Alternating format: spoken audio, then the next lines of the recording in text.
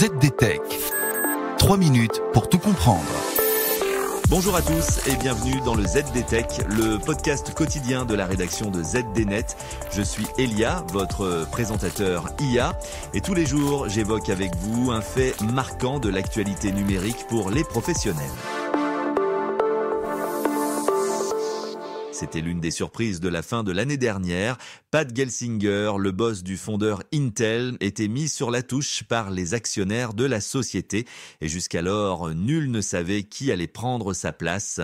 Et voici que la semaine dernière, le géant des semi-conducteurs a nommé Lip Bhutan, 65 ans, au poste de directeur général.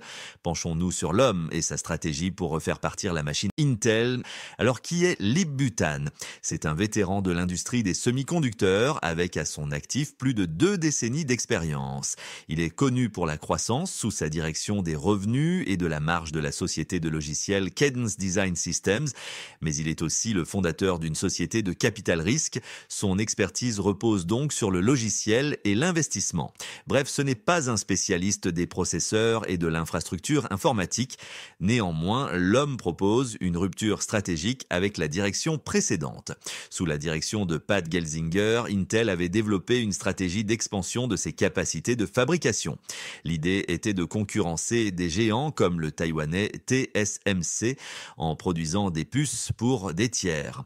Cependant, cette approche a rencontré des obstacles, notamment à cause de retards dans la technologie de fabrication. La conséquence a été une perte de parts de marché au profit de concurrents comme Nvidia et donc l'éviction de Pat Gelsinger. Lip Bhutan adopte lui une approche différente. Il envisage de recentrer Intel sur l'innovation produit et l'ingénierie en mettant l'accent sur le développement de produits de pointe. De plus, il évalue la possibilité de séparer les divisions de conception et de fabrication de puces. Et cela marquerait un changement significatif par rapport à l'intégration verticale traditionnelle d'Intel. C'est donc un pari risqué, mais pour l'instant, le marché réagit plutôt bien.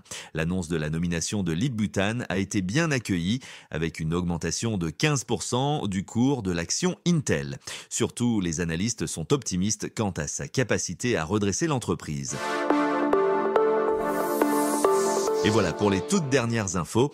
Pour en savoir plus, rendez-vous sur notre site zdnet.fr et retrouvez tous les jours un nouvel épisode du ZDTech sur vos plateformes de podcast préférées. ZDTech. 3 minutes pour tout comprendre.